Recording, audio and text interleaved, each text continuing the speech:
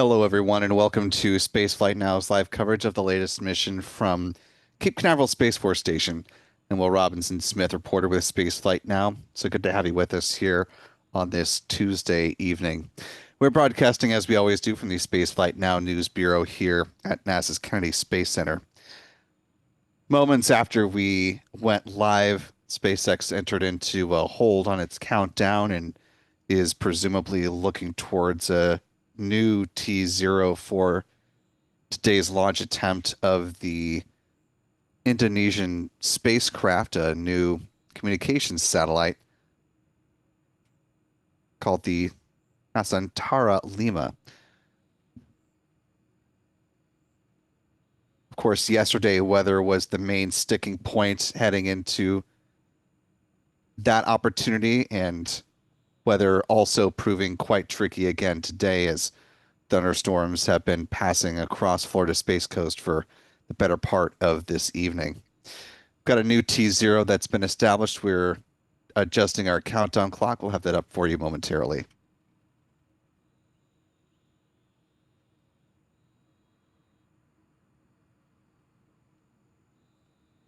The T0 that SpaceX is tracking now is 9:17 p.m. Eastern. 9:17 p.m. Eastern for the next available departure time for this rocket. So we've wound the clock back to T minus 1 hour, 27 minutes, 37 seconds.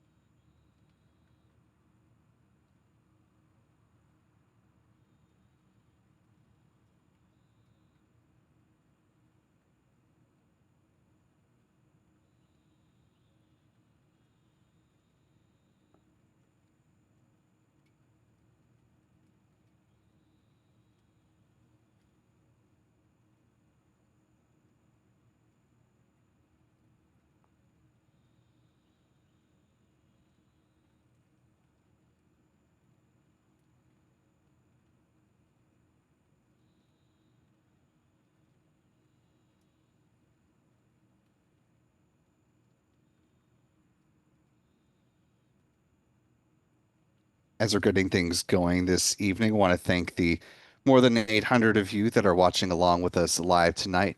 If you haven't already, you could do us a big favor just by clicking that like button and sharing the stream, allowing some more folks to find their way into this live launch coverage.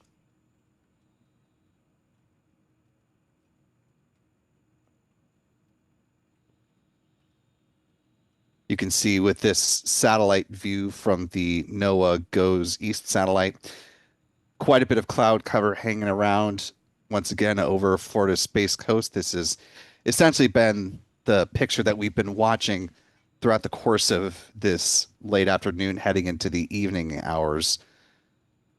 45th Weather Squadron forecast a 15% chance for favorable weather at the beginning of the window, which of course SpaceX has long since moved past.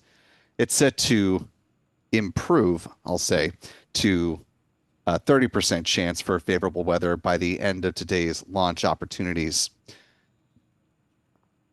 So not a great outlook for SpaceX with this launch, but hey, we've seen weather improve with other missions that had a 30% outlook, and they still found just the right pocket of opportunity to let the Falcon 9 fly. So we shall see how the rest of the evening develops.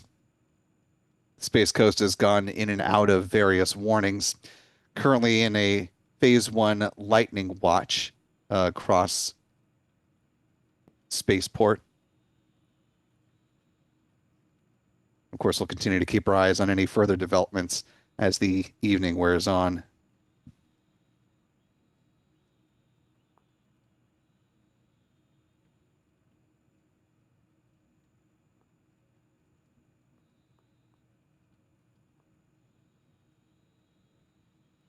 Photographer John Pisani is running the technical operations of our broadcast today.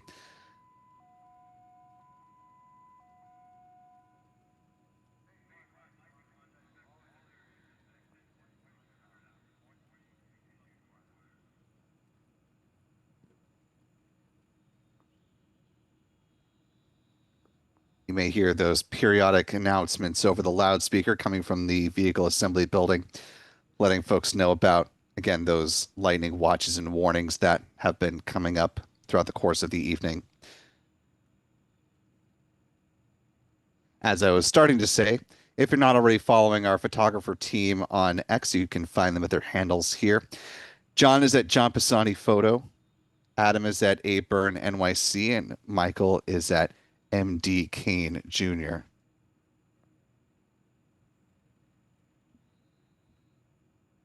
You can also follow Spaceflight Now simply at Spaceflight Now. You can find us on Blue Sky, Threads, and Facebook as well if you're not on X.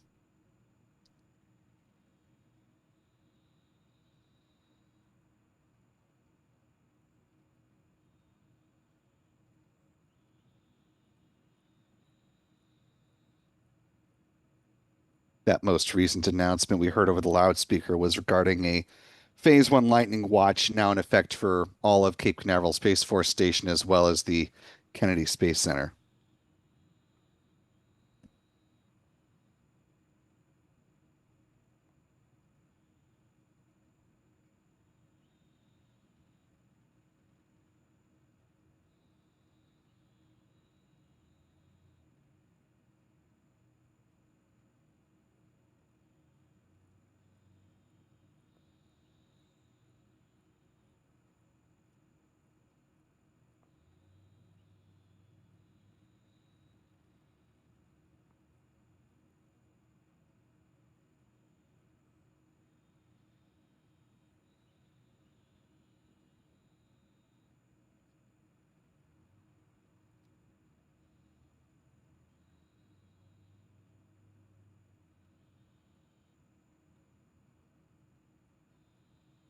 Currently T minus 1 hour, 21 minutes, 41 seconds and counting.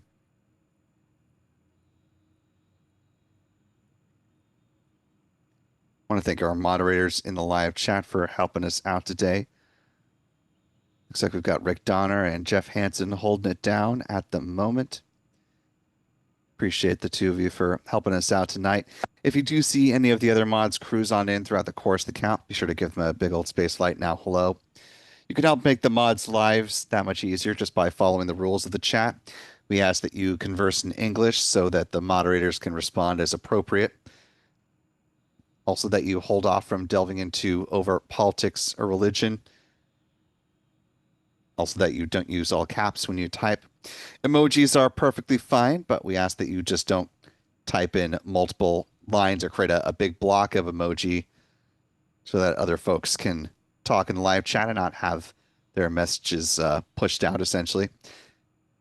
And last but not least, we ask that you treat each other with a kindness and respect that you yourself would like to be treated. Like with all of our live launch coverage operations, this mission is made possible in no small part by our wonderful channel member community here on YouTube. So thanks to folks like the Rocket Girl, Butterfly, Bill in Lauderdale, Cumulus Granatus, Tornadoes Gaming 234, YTB, and many others.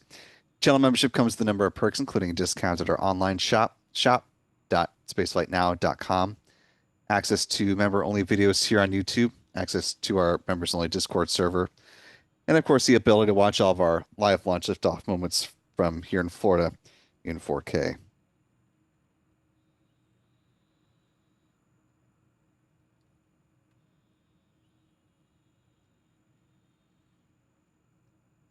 Question from Andy Cochran, one of our channel members, asking why, well, says, why aren't you on X? I'm not sure if the U is Spaceflight Now or the U is me in particular, but in response to both of those, we are both on X. You can find Spaceflight Now simply at the handle at Spaceflight Now. I am also on X at W_Robinson Smith.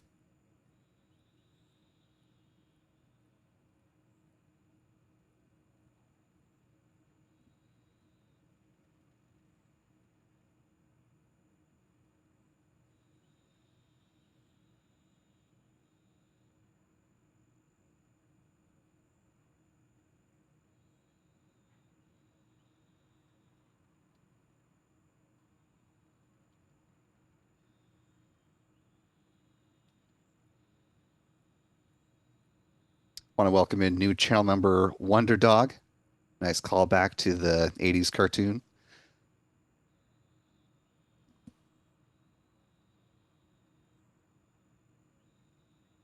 Also want to thank channel member Chuck Close for a $25 super chat. Thank you so much, Chuck, for supporting us at that level.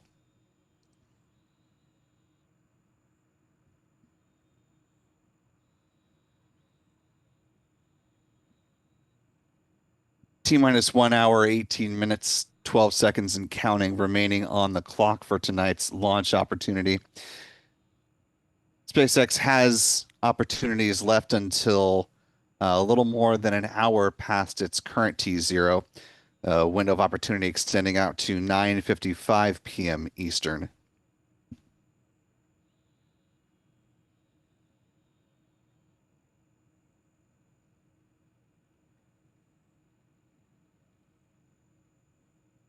If SpaceX is unable to launch tonight, it's unclear if they do have another backup opportunity tomorrow. Of course, if you look at the 45th Weather Squadron's launch weather forecast that we published on X, you can see that they put up the weather conditions in a 24-hour delay, but that's not a definitive marker of SpaceX having space on the range for another launch attempt tomorrow. So we'll see how things pan out tonight and if another launch opportunity is needed when, in fact, that may happen.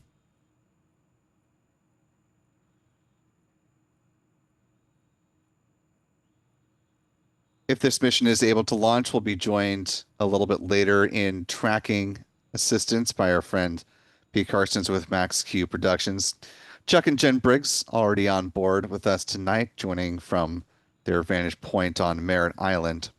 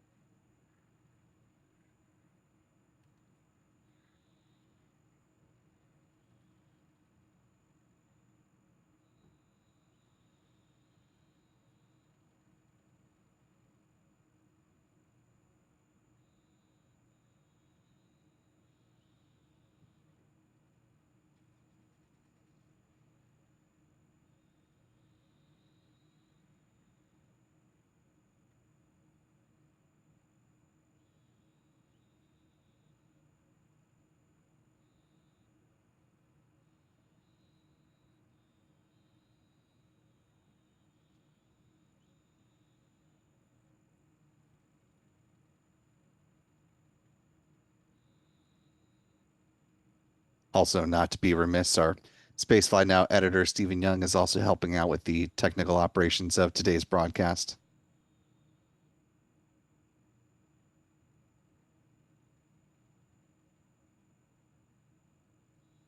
Of course, it's a busy time for SpaceX as they have not only the mission on tap today, but they are also busily preparing for a launch from Vandenberg Space Force Base coming up tomorrow.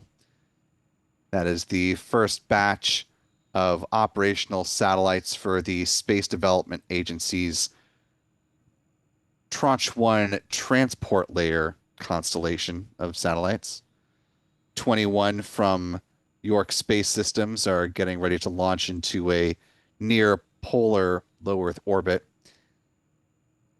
You can see a couple of photos. The one on the left, those are the satellites that are inside the payload fairings that are in the image on the right-hand side of your screen. The image on the left comes from York Space Systems themselves. The one on the right from now technically the former director of the Space Development Agency. He just stepped down earlier this week, actually yesterday, and took a job in our neighboring state of Alabama. He's now the director of space innovation at Auburn University. And they'll be working up in the Rocket City at their Huntsville campus.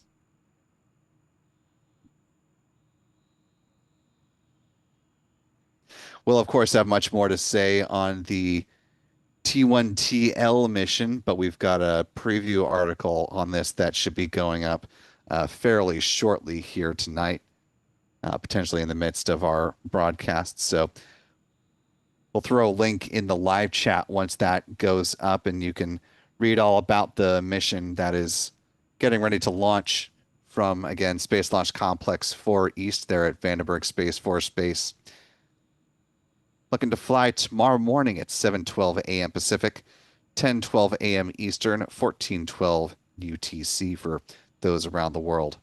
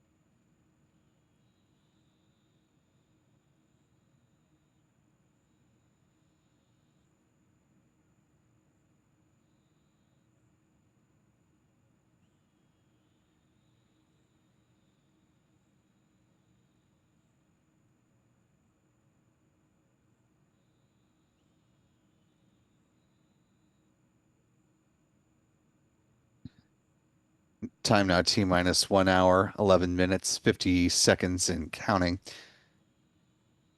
Continuing to keep a close eye on the countdown clock and on the weather as you can see those storm systems tracking along Brevard County and Florida's Space Coast.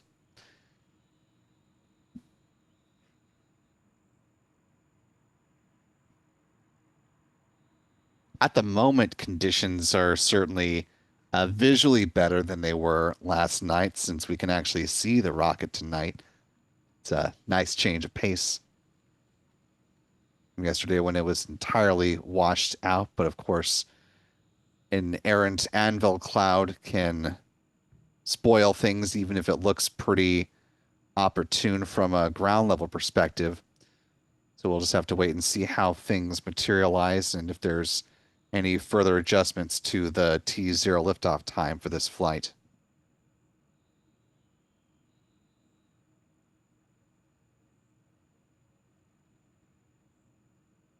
Coming up later this week, we're also looking towards the launch of two missions to the International Space Station. First up, a Russian Progress vehicle set to fly from the Baikonur Cosmodrome on September 11th. And that'll be followed by a Northrop Grumman Cygnus spacecraft heading up on Sunday the 14th. Set to launch from this pad here, Slick 40, with a liftoff time of 6:11 p.m. Eastern, heading up to the orbiting outpost. That'll be the first flight of a Cygnus XL vehicle, considerably longer and can carry notably more cargo than the predecessor Cygnus spacecraft.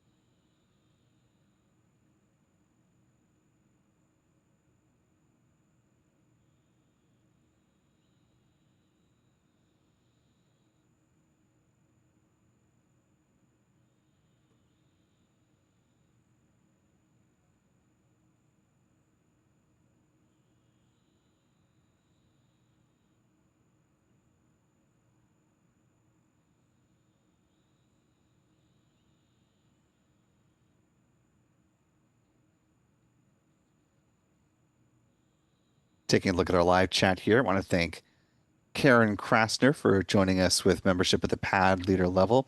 Also, thanks to Lofty Landscapes for upgrading their membership to the mission specialist level. Really appreciate that, Lofty. Certainly want to tip our cap to our higher tier channel members who are able to help support us keeping our entry level membership at the price it's at right now. So thanks to Lofty and our other mission specialists and above.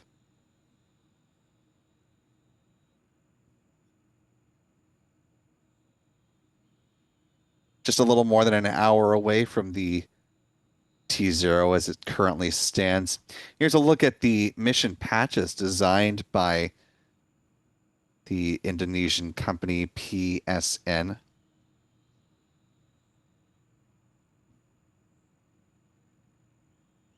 Satellite launching Nusantara Lima, N5 for short. It's going to be deployed into a geosynchronous transfer orbit and eventually head out to its operating orbital position at 113 degrees east above the equator. This is a communication satellite that's designed to augment the capability currently on orbit from the Satria 1, which launched aboard another Falcon 9 rocket back in June of 2023.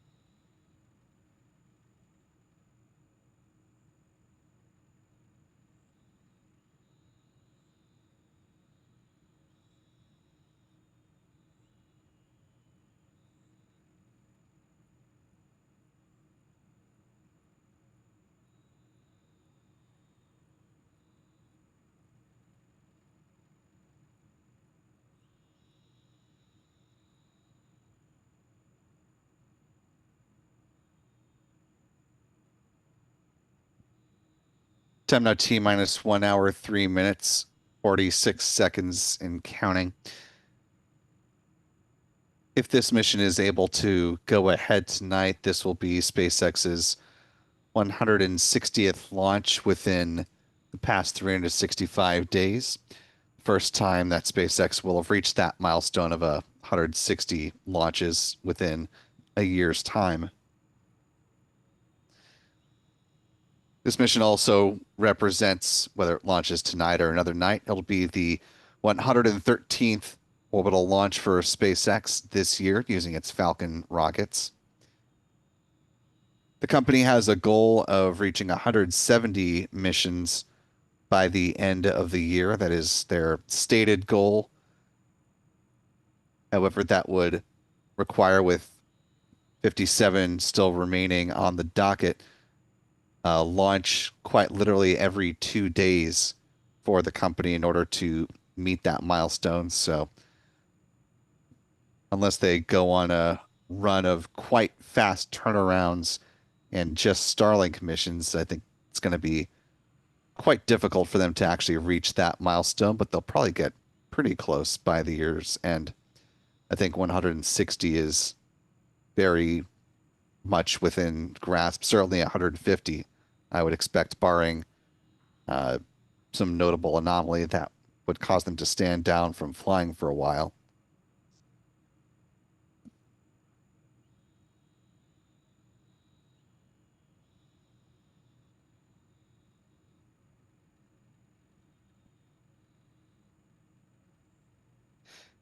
The reason why we use the 365 stat is since it gives us sort of a moving, evolving sense of SpaceX's rapid launch cadence and how it's increasing or decreasing as the case may be versus the 113 out of the year so far in this calendar year of 2025 doesn't necessarily belie that as clearly.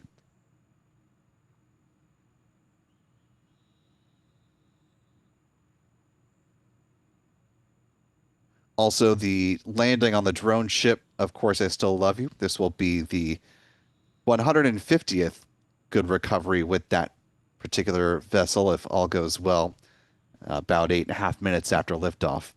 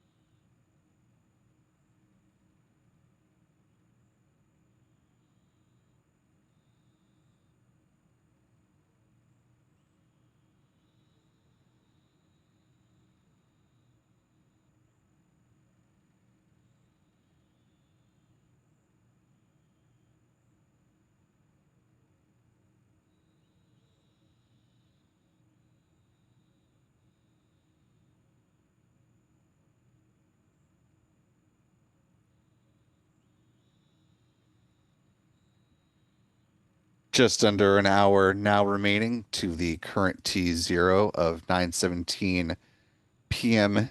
Eastern, 01:17 UTC for those joining around the world.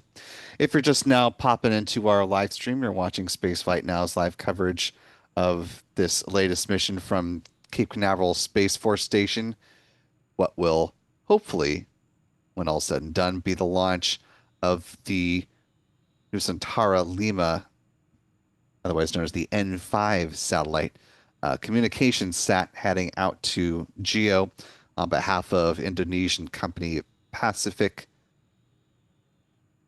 Satelit Nusantara, excuse me.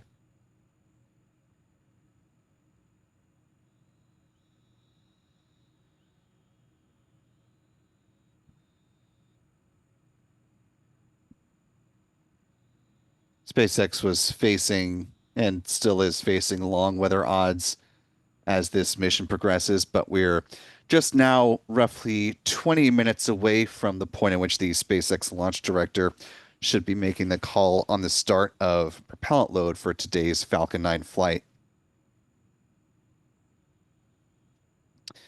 If they feel like they're not going to have a good enough weather outlook, though, by the end of an hour's time, they do have a little bit more latitude to move around in this launch opportunity.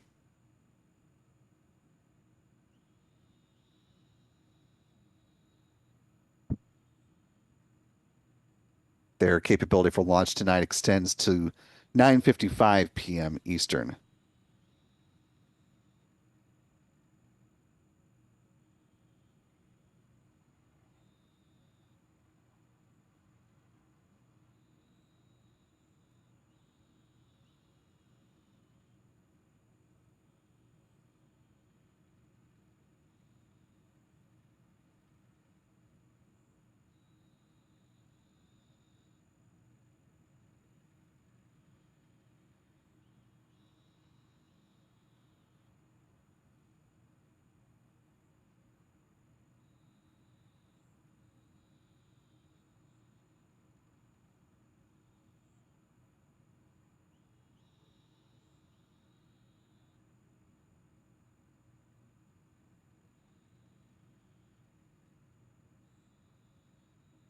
Now at T minus 57 minutes, 9 seconds and counting.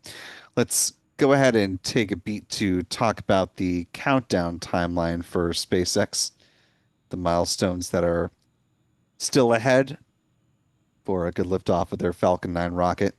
As I mentioned a moment or two ago, the SpaceX launch director will make the call on the start of prop load at around T minus.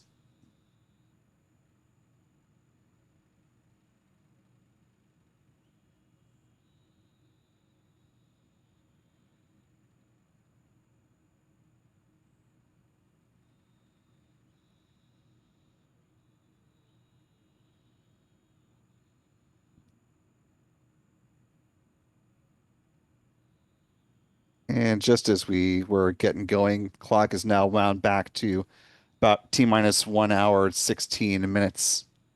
We're adjusting our clock to reflect the new time.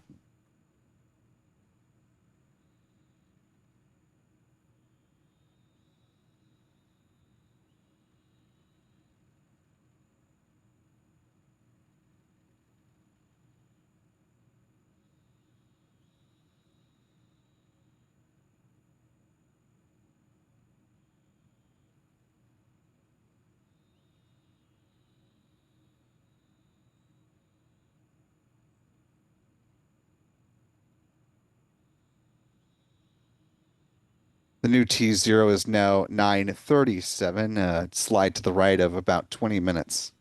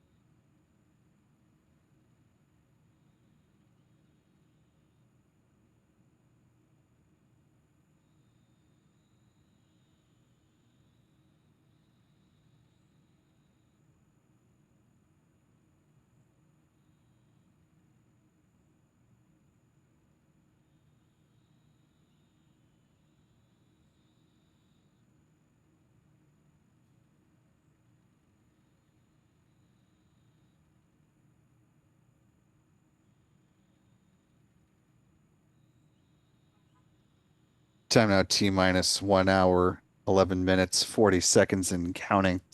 Again, SpaceX has adjusted their T0 liftoff time to 9:37 p.m. Eastern. That's about just a little less than 20 minutes to the end of their launch opportunities today. So this will be one of the last pivot points for SpaceX with today's launch window. Well, we've got a little extra time tacked on. We're going to go ahead and step back on our commentary and, of course, allow you to keep seeing these views of the pad. And we'll be back with you closer to the top of the hour, or if there's another adjustment to the T0, we will make you all aware of that as well. You're watching Spaceflight Now's coverage of the Nusantara Lima mission from Cape Canaveral Space Force Station.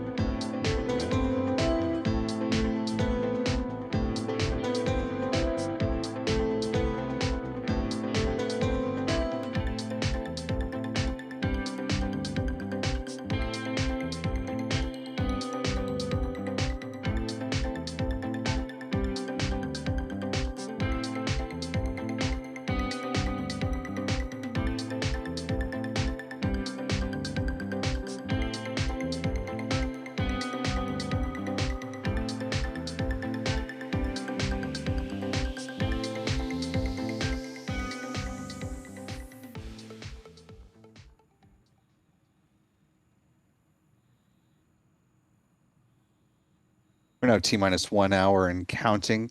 Once again, with the planned launch of the Nusantara Lima mission on board a SpaceX Falcon 9 rocket from Cape Canaveral Space Force Station. For those of you just rejoining us or coming in for the first time or watching Spaceflight Now's live coverage of what will hopefully be a launch in the next hour. I'm Will Robinson Smith, reporter with Spaceflight Now. Of course, weather's been really the big sticking point with this launch campaign, both yesterday as well as today. SpaceX continues to shuffle to the right with their launch opportunities, so we're standing by to see if there's any additional adjustment to the current T0. T-minus 38 minutes is the point at which the SpaceX launch director will make the call on the start of prop load for today's mission. Taking a look at the weather data coming in now. You can see still challenging conditions out over Florida's Space Coast. We'll look at the cloud track here from goes east.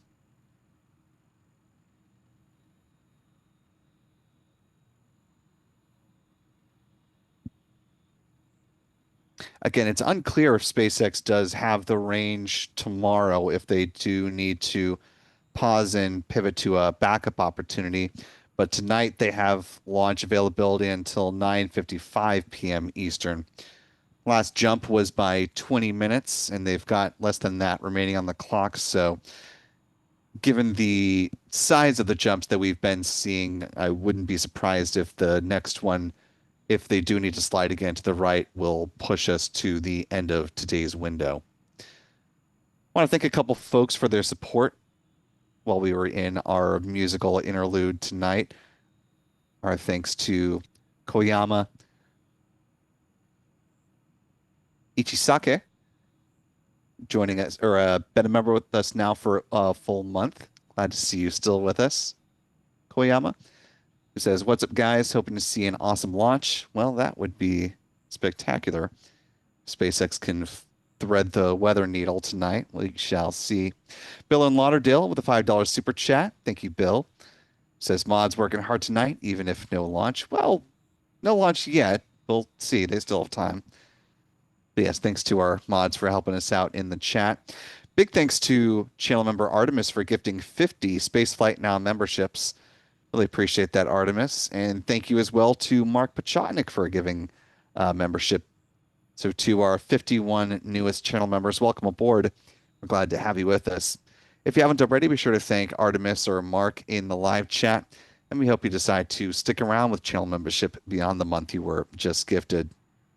As a reminder, with how the gifting works, it is entirely random as to whom gifted membership goes.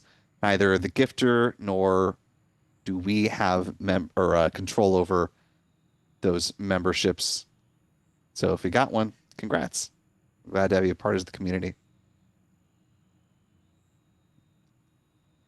56 minutes, 30 seconds remaining on the clock at this particular moment in time. Just checking to see if there's any update to that. Not at this point.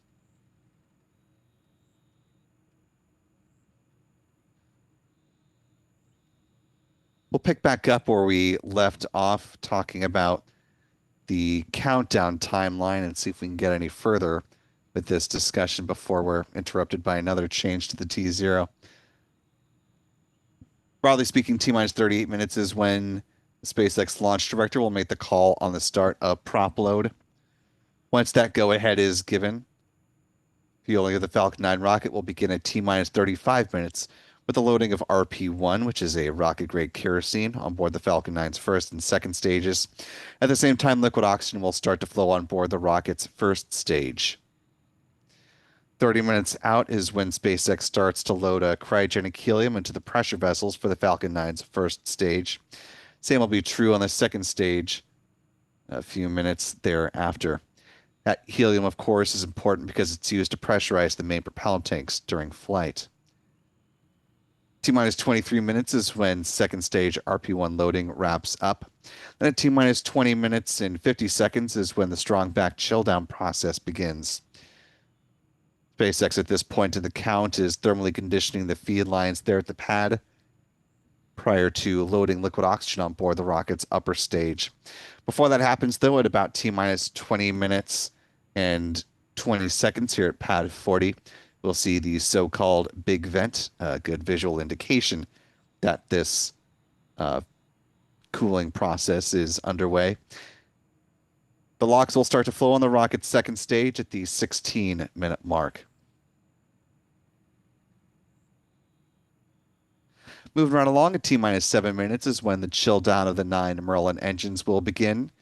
This involves flowing a small amount of liquid oxygen through the plumbing and turbo pumps that helps to protect the engines from the risk of thermal shock and damage during startup. About 6 minutes before flight, the first stage kerosene tank is full. Then at T minus 4.5 minutes, we'll see the retraction of the strong back away from the Falcon 9 rocket. First, the clamp arms just beneath the payload fairings will open up, and then the transporter erector, otherwise referred to as the strong back, will recline a few degrees away from the Falcon 9 rocket and stays in that position until liftoff. Then at that point, it'll pull back in a much more rapid fashion to clear the way for the vertical climb of the Falcon 9. 3 minutes before flight, the first stage liquid oxygen tank is full. Same is true on the second stage about a minute afterwards. At that point, the Falcon 9 rocket is fully loaded with 1 million pounds of propellant. In the final 60 seconds, as the call is given that the Falcon 9 is in startup, control of the countdown is handed over from the ground sequencer to the Falcon 9's onboard flight computers, and the propellant tanks are brought up to flight pressure. SpaceX launch director will give their go for launch T minus 45 seconds. The engine ignition command is issued at T minus 3 seconds, and weather permitting, and if all 9 Merlin 1D engines are healthy and ignite as expected, the command will be given for the hold down clamps to release the Falcon 9 rocket for a T0 liftoff. Once again, currently targeting at 9:37 p.m. Eastern, 01:37 UTC. T minus 52 minutes, 46 seconds.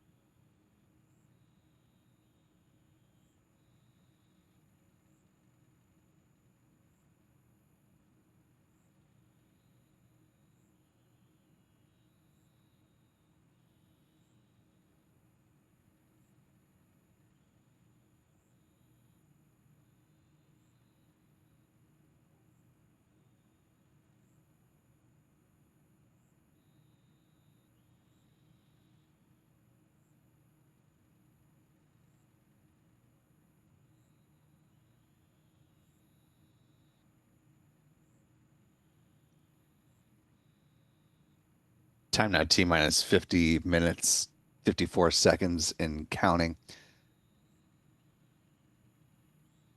Today's launch, if all continues to go well, and we do have a launch, will be the 23rd flight of the Falcon 9 first stage booster that's supporting this mission. Tail number B1078 in the SpaceX fleet. Right now, it is not currently on our top 5 for the Falcon 9 frequent flyers, but it is getting ready to re-enter the list, tied once again with B1077. SpaceX's goal is to certify its first stage boosters for up to 40 flights apiece, alongside its payload fairings as well. most flown fairing have, according to reports of some, has flown now for 33 times, so a little bit beyond the booster life at this point in SpaceX's saga.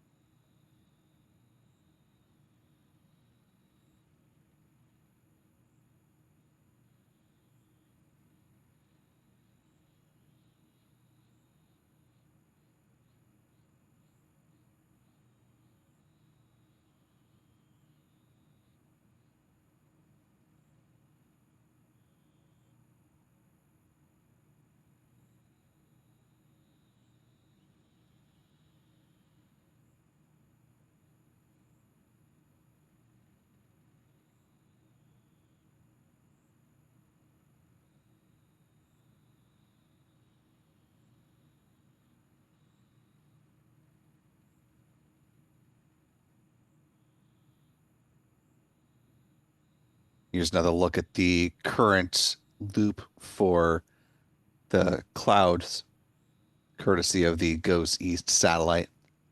You can see things are starting to thin out just a little bit over spaceport here. Hopefully that trend will continue to improve and SpaceX will have good enough launch conditions to allow this mission to move forward. Approaching 48 minutes out from the planned liftoff of this Falcon 9 rocket. Within the next 10 minutes, SpaceX should make a call on whether or not they are going to progress into the start of fueling their Falcon 9 rocket. Given this is a customer mission, there's a decent chance that we may get word from SpaceX themselves that they are actually tanking the rocket today. We shall have to wait and see.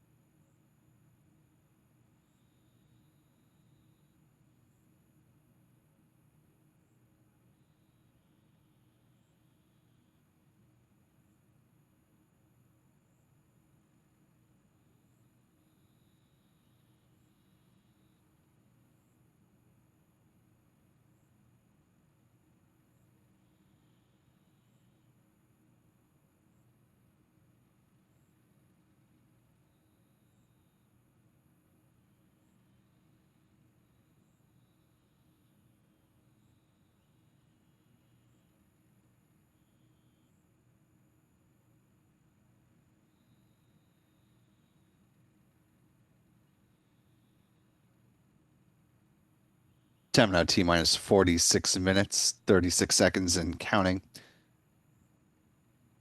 For those of you who weren't with us earlier in the broadcast, here is the mission patch for today's flight of the Nusantara Lima satellite,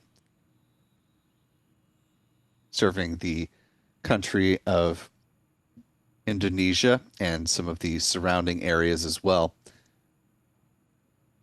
Here's a graphical representation of the satellite in its operational configuration. It's going to park out at the 113 degrees east position over the equator to provide service for an expected lifetime of 15 plus years.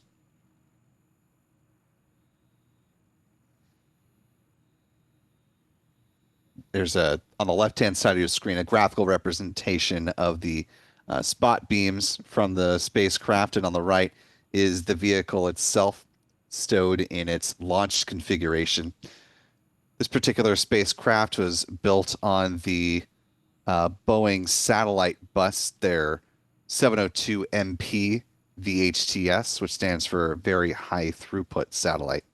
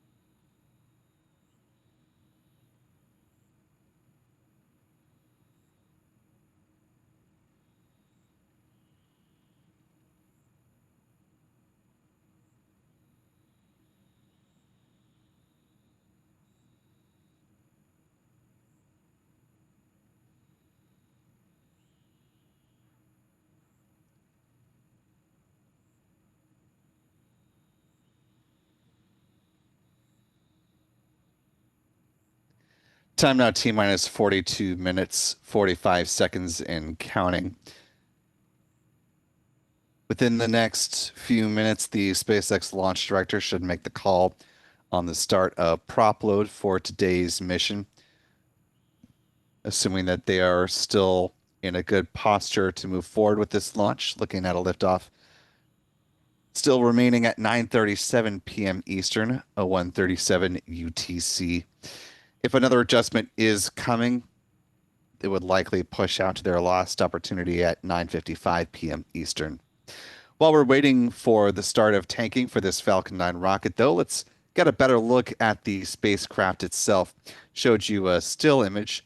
Now let me show you it in motion. This is some B-roll courtesy of Boeing and Indonesian company PSN as the vehicle was going through some of its pre-launch processing. This is the spacecraft being wheeled inside a thermal vacuum chamber, helping to put the satellite through the paces of what it will experience in a space-like environment. As I mentioned earlier, this is built on Boeing's 702 MP VHTS satellite bus, designed to offer a capacity of 160 gigabits per second with a 101 Ka band spot beam. This is the deployment of one of the solar wings on the spacecraft.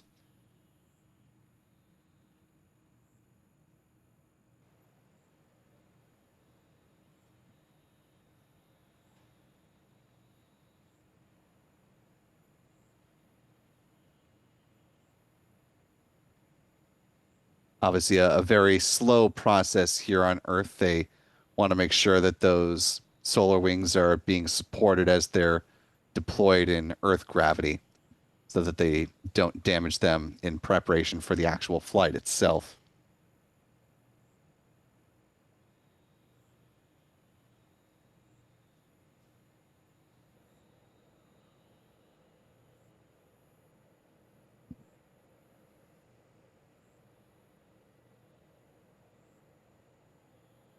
Is the spacecraft being taken out and prepared for transport out to, of course, here at Cape Canaveral Space Force Station? It's all a very slow, methodical process of getting the spacecraft ready for movement.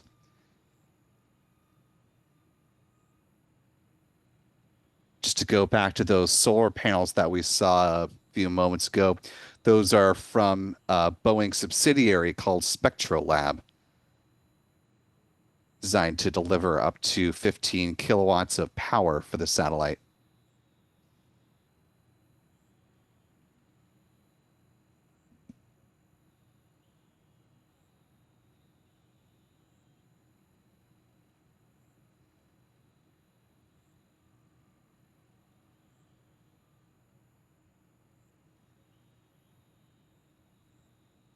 Spacecraft was delivered here to Florida's Space Coast back in early August and has been going through final processing and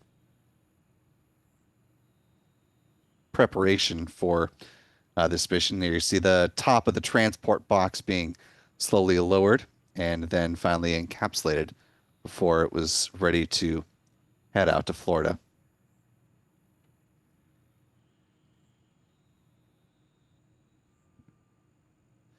Now, T minus 38 minutes, 37 seconds and counting before we hopefully see the flight of that particular space vehicle.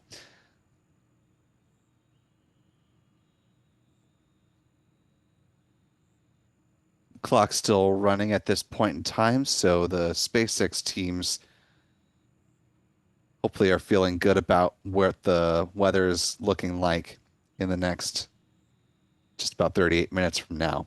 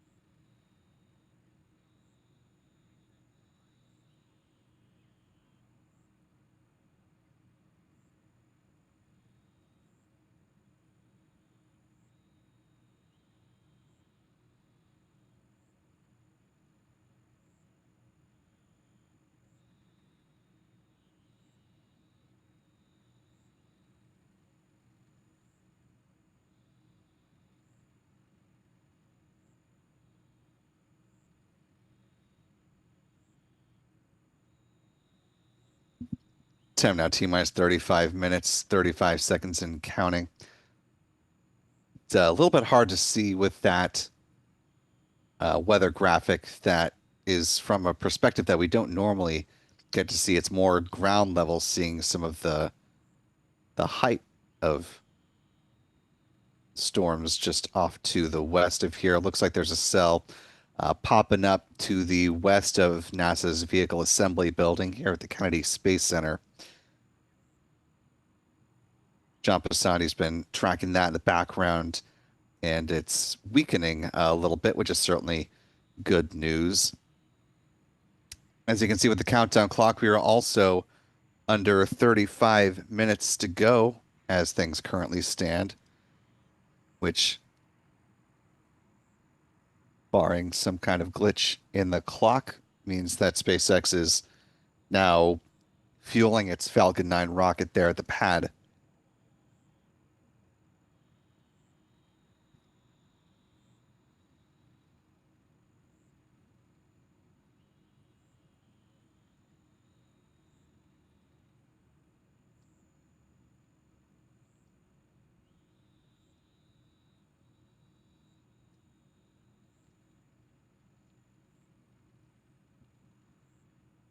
As we look closer to the base of the rocket, we'll be watching for signs of fueling, barring an update from SpaceX directly.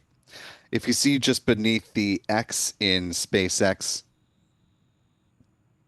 that white line that extends across the rocket, that's approximately the area that we should start to see a frost line form and a little bit of vapor in that area of the rocket as well as the supercold densified liquid oxygen begins to flow on board the rocket's booster.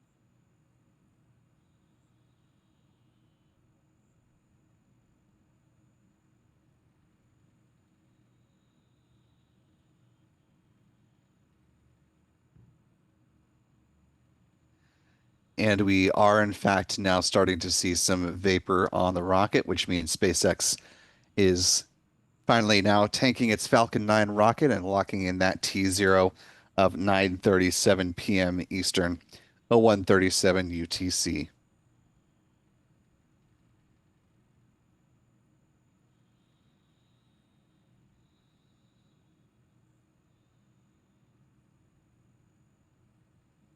And we have confirmation from SpaceX in the last 30 seconds that our eyes do not deceive us, that prop load is underway.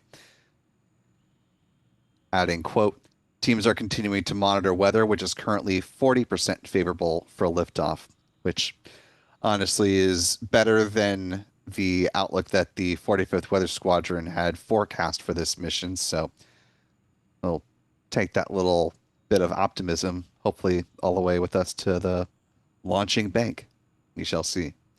31 minutes, 21 seconds and counting to the planned liftoff of this Falcon 9 rocket.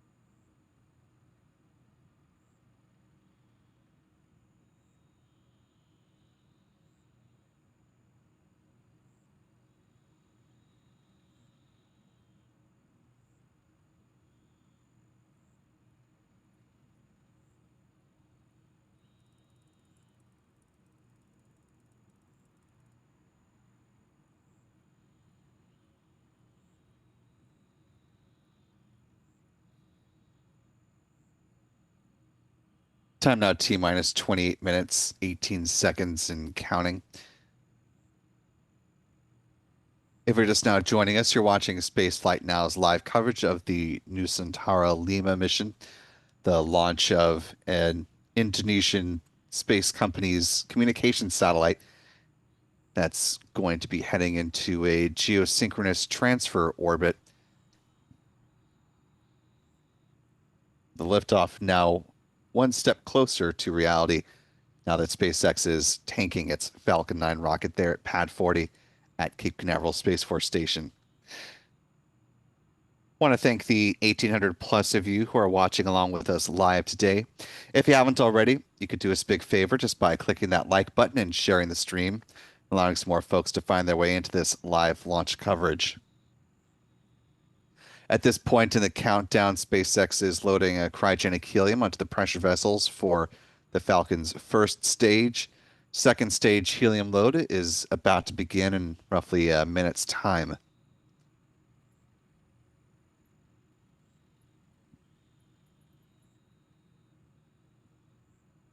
With the announcing of the start of prop load, we did get this new image shared by SpaceX of the Nusantara Lima spacecraft being encapsulated inside the payload fairings of its Falcon 9 rocket before this was integrated onto the Falcon 9.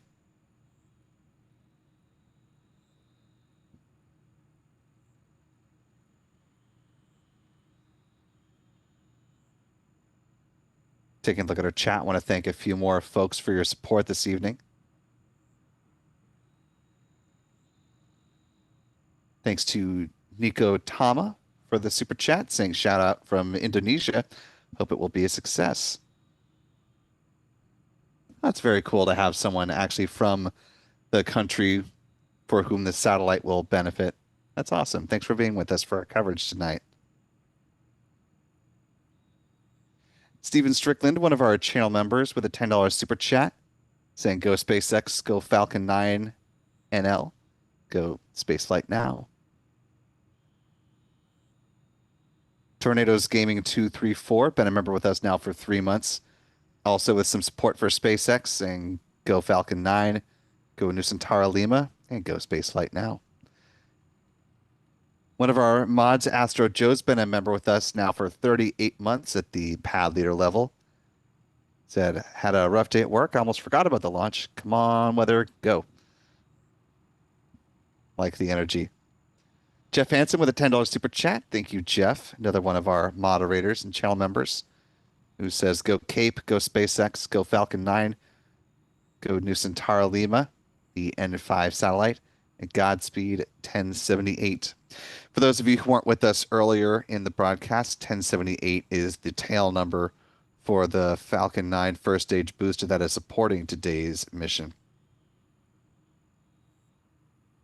It's getting ready to fly for its 23rd time on this particular mission. So before we get to the big event, let's take a beat and talk about the previous flights for this Falcon booster, which started with a crewed mission, the Crew 6 flight up to the International Space Station, which launched on March 2nd of 2023, sending Dragon Endeavour up to the orbiting outpost.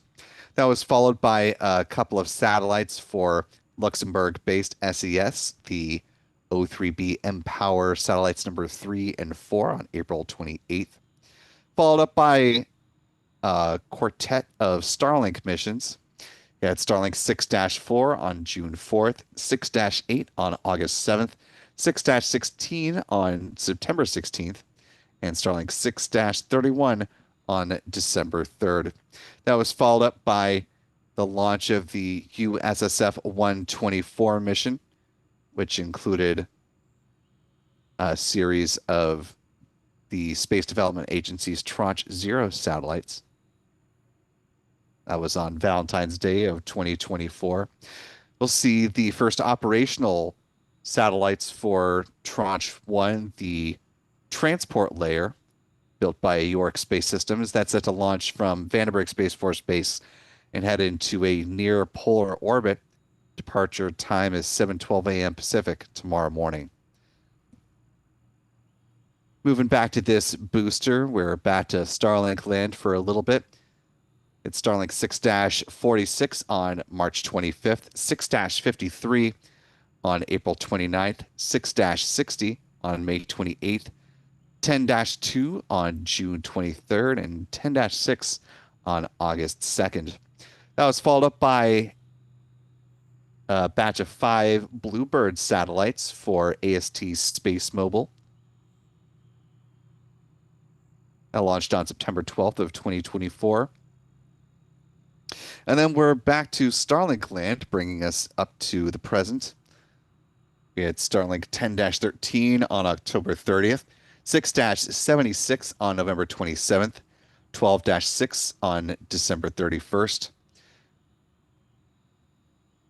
12-9 on February 8th, 12-16 on March 15th, 6-72 on April 6th, 8-80, or excuse me, is 6-84 on May 4th, Star Wars Day, 12-26 on June 13th, and most recently 10-26 on July 26th, as it just so happened.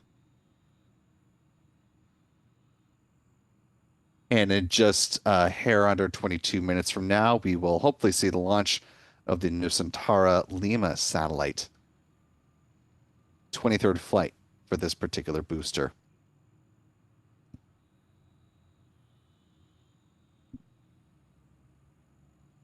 Nusantara is derived from the old Javanese language words Nusa, meaning island, and Antara, meaning outer. And to anyone familiar with the old Javanese language and actually knows the correct pronunciation of those words, I apologize for my very likely botching of those. Lima is Indonesian for 5, which is why the satellite has the shorthand of N5.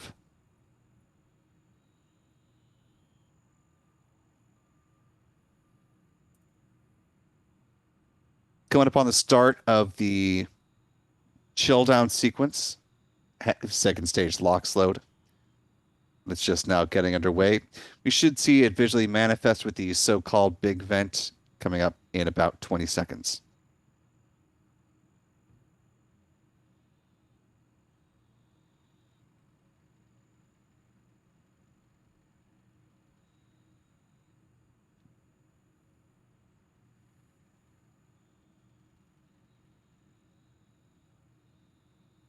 And there you see the big vent getting underway.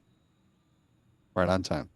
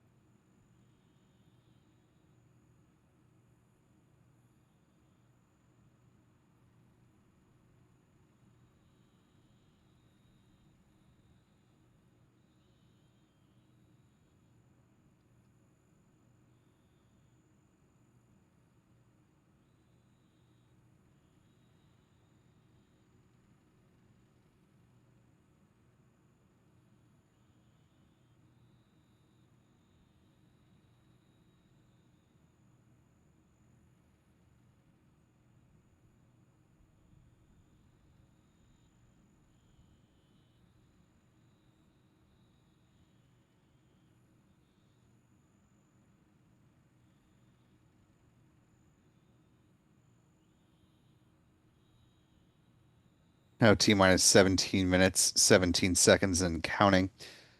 Coming up on the end of the big vent here before SpaceX transitions into second stage liquid oxygen load.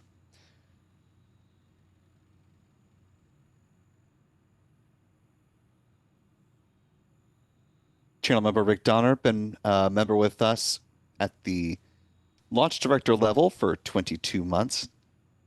Appreciate you sticking with us, Rick. Rick says, let's keep positive thoughts that it goes. Another channel member, Rita Loy, also been with us for 21 months with us at the mission specialist level. Rita says, go Falcon. Andy Cochran with a very generous $20 super chat. Thank you, Andy. Appreciate you supporting us at that level. Andy says, go SpaceX, and thanks, Spaceflight now. Thank you, Andy, for your support of our live coverage tonight. And Glenn A., another channel member, been with us for 23 months, closing in on 2 years. Glenn says, SpaceX, let's light this candle. We shall see. Just about 16 minutes on the clock remaining. SpaceX now transitioning into loading liquid oxygen on board the rocket's second stage.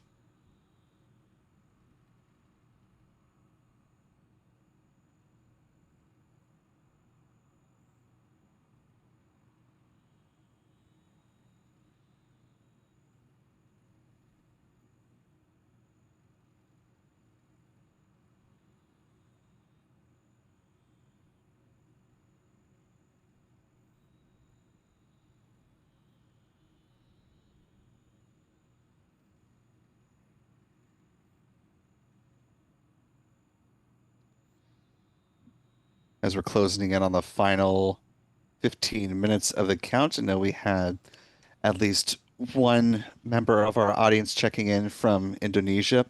Let us know where you're watching from tonight, whether you are near or far, wherever you are.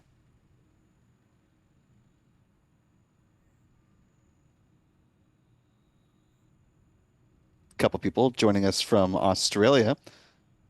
One of those being Aussie Space Girl, one of our moderators in the chat. Good to see you this evening, Stephanie.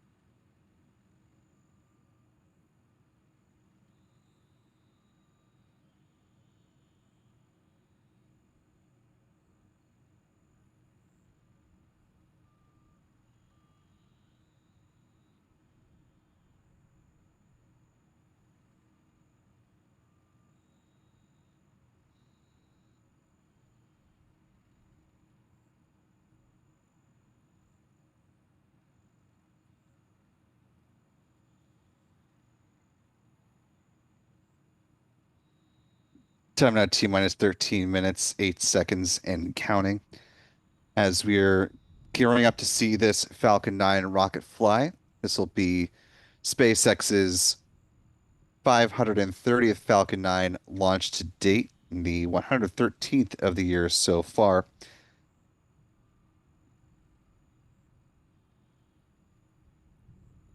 Let's go ahead and talk more about the workhorse vehicle for SpaceX. It's Falcon 9, which stands at 70 meters or 229 feet in height and has a diameter of 3.66 meters or 12 feet. Majority of that, of course, is made up by the rocket's first stage. This particular booster, B1078, has flown 22 times before, looking for flight number 23 tonight. At the base of the first stage booster are the 9 Merlin engines, which burn a rocket-grade kerosene and liquid oxygen, producing 1.7 million pounds of thrust at liftoff. Around the engine compartment are black carbon fiber landing legs that will be used to land the first stage on the drone ship, called A Shortfall of Gravitas, tonight. Above the first stage is the inner stage. This is a composite structure consisting of an aluminum honeycomb core, which is surrounded by carbon fiber. In that image on the right-hand side of your screen, you can see the deployable hypersonic grid fins. These are titanium winglets that provide stability and steering for the Falcon 9 as it comes back through the atmosphere, tail first like a big old dart heading towards the drone ship. At the top of the inner stage are 3 mechanical latches that attach the vehicle's second stage.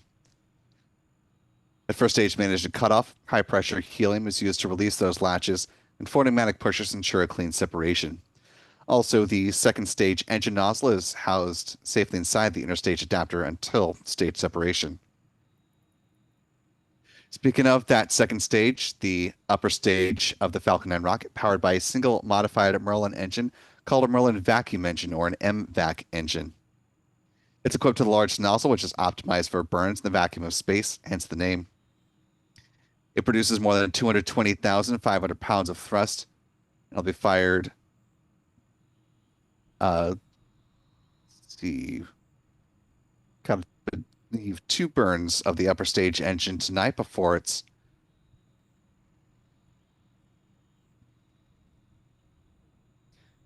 I also just want to note briefly, SpaceX launch commentator notes that they do, in fact, have a backup opportunity tomorrow if needed. That opens up at 8 p.m. Eastern. Coming back to our discussion of the upper stage, following the deployment of the upper stage, again, there'll be 2 burns on the upper stage engine before deployment. Moving along actually to the payload fairings.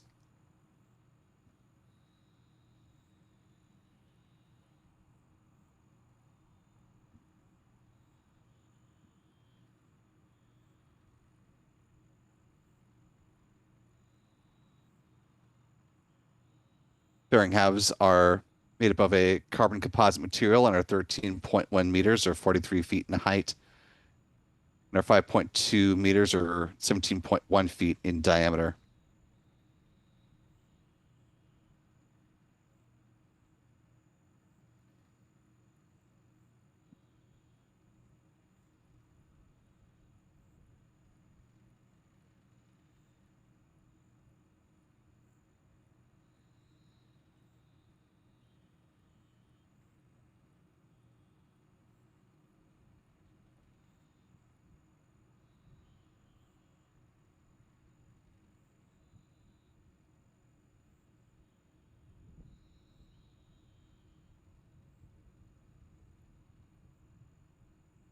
SpaceX commentator notes that they are not working any issues on the Falcon 9 rocket or the payload itself, but are continuing to watch the weather, of course.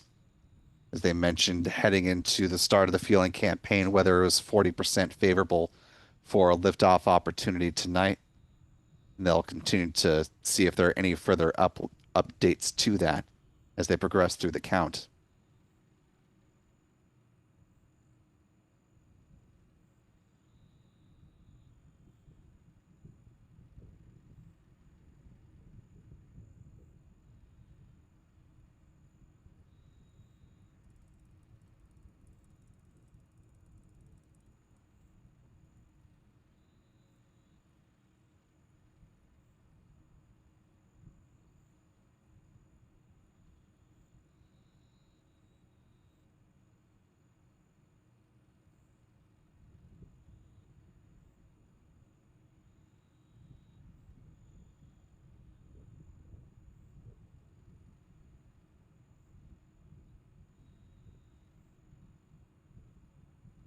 Coming up on T minus 7 minutes, the point of the count in which SpaceX will enter into the engine chill for its Falcon 9 rocket.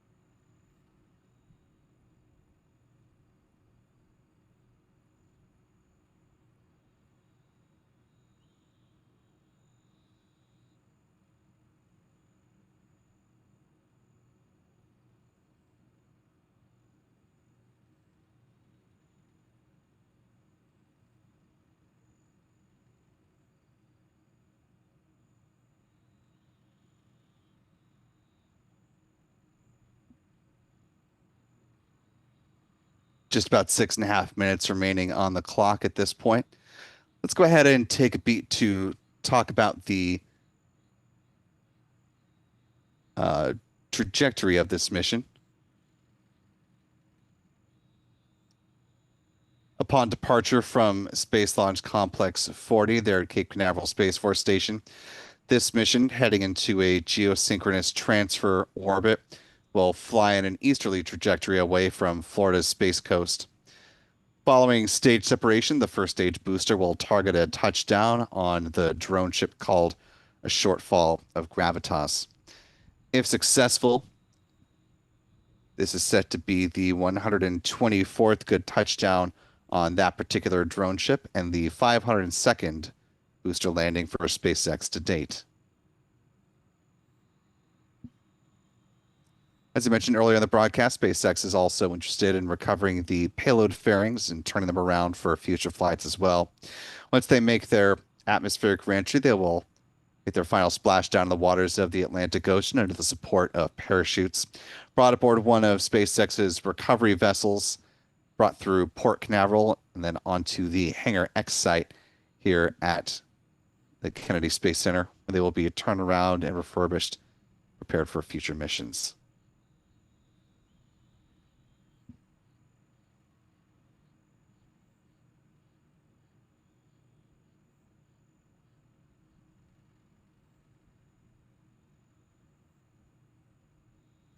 SpaceX commentator Chris Gebhardt notes that they are still tracking the possible interference from anvil clouds, keeping a quote close eye, close quote, on that.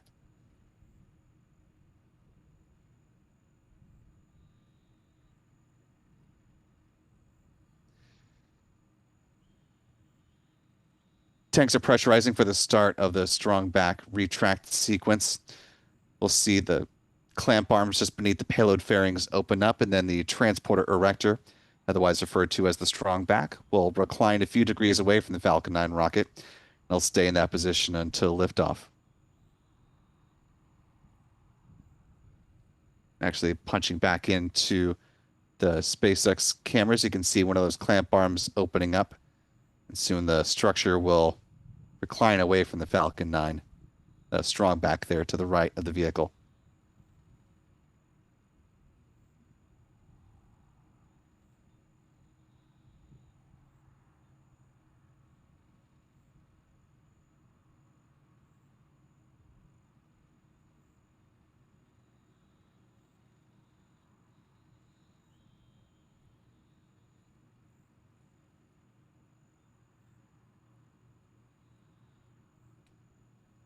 As the strong back reclining continues on, we're coming up to the final 3 minutes of the count today.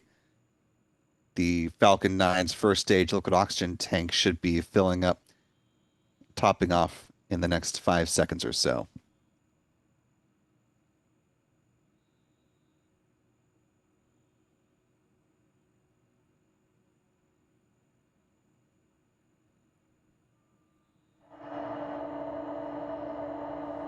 Following the completion of propellant load at T-minus 60 seconds, Falcon 9 will enter startup, at which point the rocket's onboard flight computer. And you heard the call out that stage 1 LOX load is complete. There should be a similar call coming up at the 2-minute mark regarding second stage LOX load.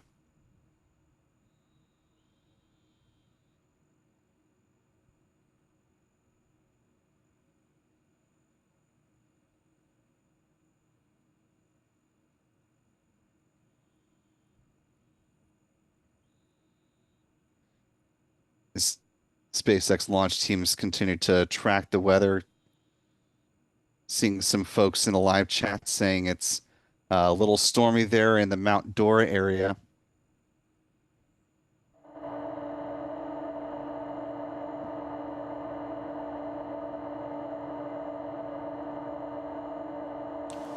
Now, you probably noticed the white clouds venting from the rocket. That isn't smoke, that's actually condensation. As the liquid. With that call, the Falcon 9 rocket now fully loaded with 1 million pounds of propellant coming in on the final minute and a half. That additional venting you're seeing are the ground gas closeouts. SpaceX releasing the remaining liquid oxygen from the feed lines there at the pad.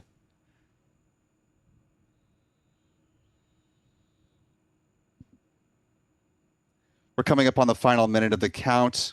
With weather still being a watch item, we're going to be listening very closely for any updates from SpaceX here over the next minute and 10 seconds.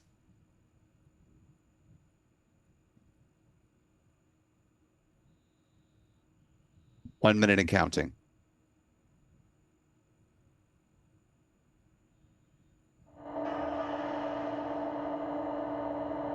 Just crossing the 1 minute mark.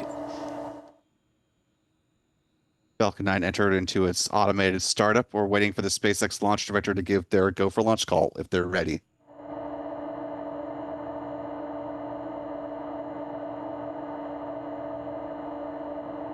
Did not hear that go for launch final call. Weather call.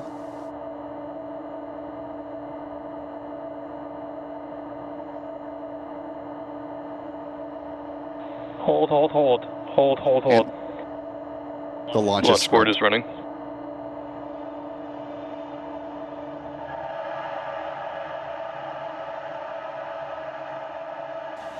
And as you just heard, we did have a hold call due to a weather violation in the area, so we will be standing down from our launch attempt tonight. The vehicle and the payload do remain in good condition and remain healthy, and we do have a backup opportunity scheduled for tomorrow with a launch window. We have aborted out of the count due to red range for violation of the attached anvil cloud rule, which would not clear by T0. And a little bit more information there with the violating weather condition not going to clear before T0, our anticipated launch time. So with that, we have scrubbed for today, and we do have a backup opportunity scheduled for tomorrow with an approximately 2-hour long launch window opening at 8 p.m. Eastern. If you're interested...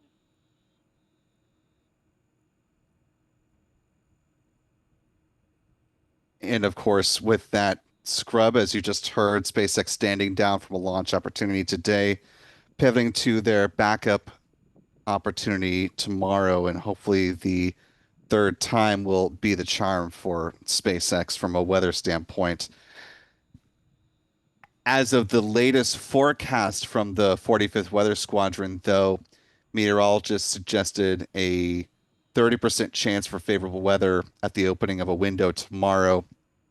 That improves to 45% favorable by the end of the window.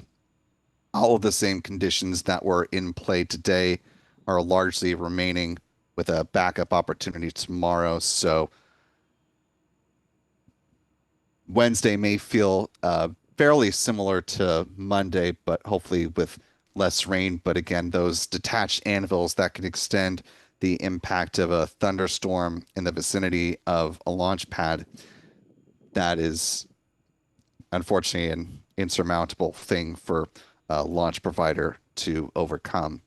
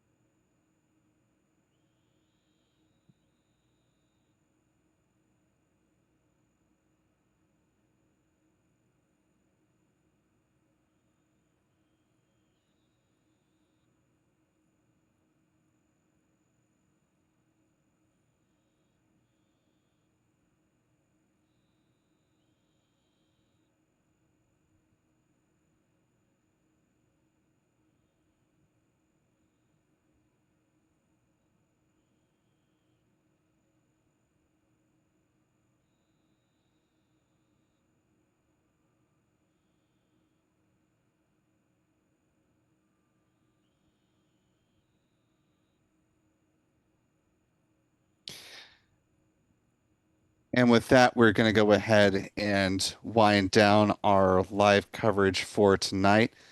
Big thanks to our moderators in the live chat have been helping us out. Thanks to Jeff Hansen, Rick Donner, Astro Joe, and Aussie Space Girl for helping us out this evening. Thanks to our photography team for once again being consummate professionals and ready,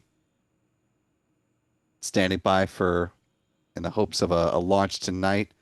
Once again, just tripped up like Charlie Brown trying to kick that football, and Lucy with the weather, yanking it out. So we will be back with you once again. Our next launch broadcast will come before another attempt for this mission. Join us tomorrow morning in the final half hour ahead of the planned launch of the first batch of satellites, I should say, for the Space Development Agency's Tranche 1 Transport Layer mission, lifting off from Space Launch Complex 4 East at Vandenberg Space Force Base in California. I also want to thank our friends Pete Carsons with Max Q Productions, Chuck and Jen Briggs with C&J Images for being with us again this evening. Thanks to our Spaceflight Now editor, Stephen Young, for helping to run the technical operations of the broadcast alongside John Pisani. And again, a shout out to Adam Bernstein and Michael Kane, our other photographers. Most importantly, thanks to you for wherever you've been watching from. We certainly appreciate your time and attention, and we look forward to seeing you now twice, hopefully, tomorrow. The launches from both California and Florida in turn. For all of us here at Spaceflight Now, I'm Will Robinson Smith. Remember, be good to yourselves, be good to others. We will see you next time, folks. And until then, bye-bye.